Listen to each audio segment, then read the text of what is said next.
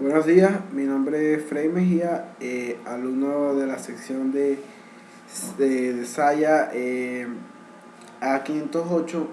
A continuación yo les voy a hablar sobre cuáles son las técnicas del levantamiento de información. Y para empezar hablando les voy a decir que las técnicas de levantamiento de información son un proceso que puede ser de forma particular, que es utilizado por investigación con el fin de obtener ciertos datos e información.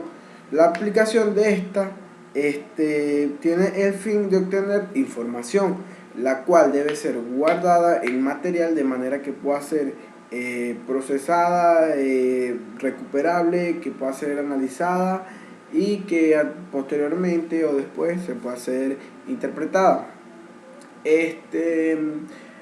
Cuando hablamos de técnicas, también podemos decir que son procesos de investigación que emplean las ciencias sociales y que suelen aplicarse en técnicas que están dirigidas a sistematizar la información recogida de la realidad para investigar un problema.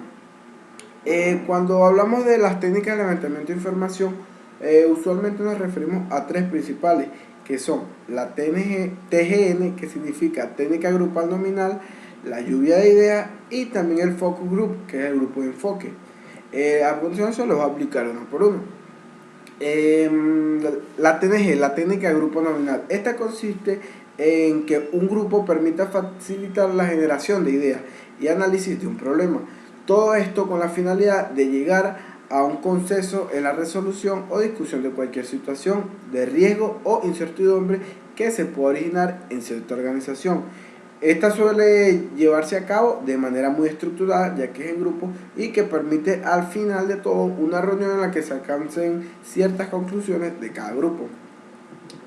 Podemos decir que la estructura de la TNG consiste en la conformación de grupos o equipos, la elaboración de listas de temas o problemas, escribir ideas de cada equipo, eliminar las ideas duplicadas, es decir, que dos equipos tengan las mismas ideas, identificar las ideas, priorizarlas, y para priorizarlas, es decir, agarrar las ideas más importantes para priorizarlas y luego pedir a los participantes que califiquen las ideas por temas.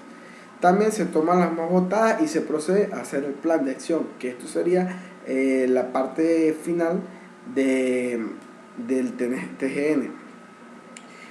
La lluvia de ideas. ¿Qué es la lluvia de ideas? La lluvia de ideas es una herramienta de trabajo grupal que se ideó en 1941. Esta facilita el surgimiento de ideas creativas y es un proceso más interactivo que se genera acerca de un tema o problema determinado.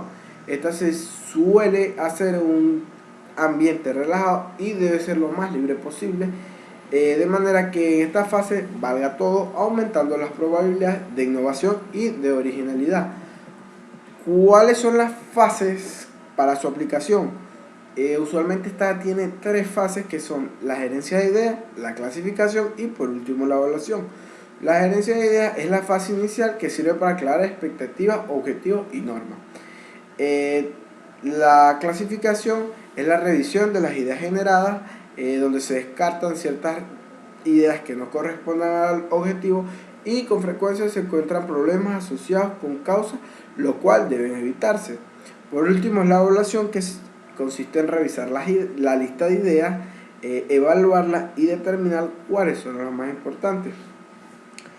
Cuando hablamos de la lluvia de ideas, podemos decir que esta tiene ciertas reglas para su aplicación o para su uso, que son que podemos decir que la cantidad de ideas es lo importante, no la calidad, ya que más ideas hay más opciones y se pueden hacer más conclusiones, que todas las ideas tengan la misma importancia, ninguna idea tiene dueño, todas son de todos, y que también podemos decir que debe generar un clima adecuado, es decir, no ideas que lleven a conflicto.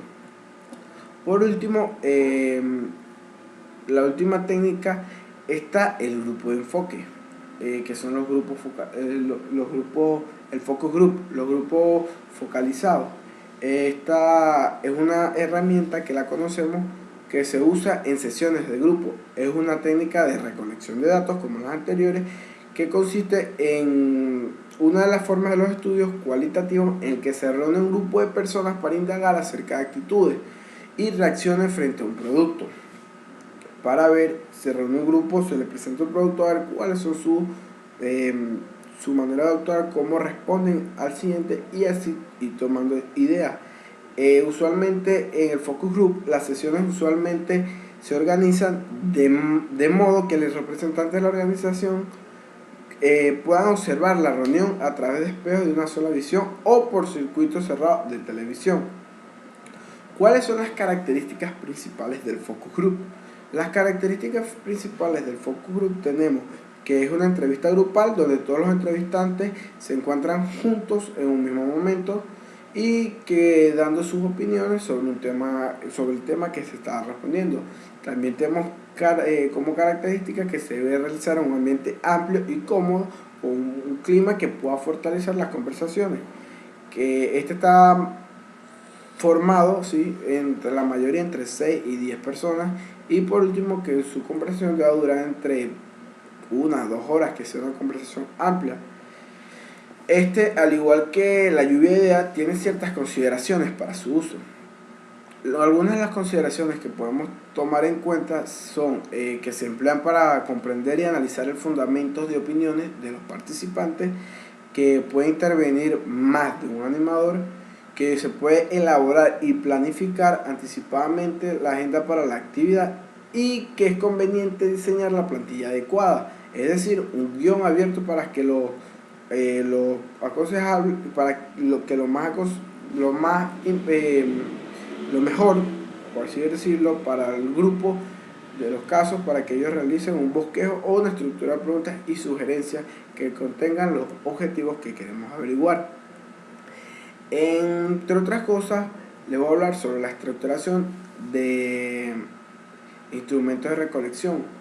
Y es que la estructuración de los instrumentos de recolección de datos es que cada instrumento posee aspectos diferentes, forma y contenido. La forma del instrumento se refiere al tipo de aproximación que establecemos con lo empírico, es decir, que las técnicas que utilicemos para esa tarea.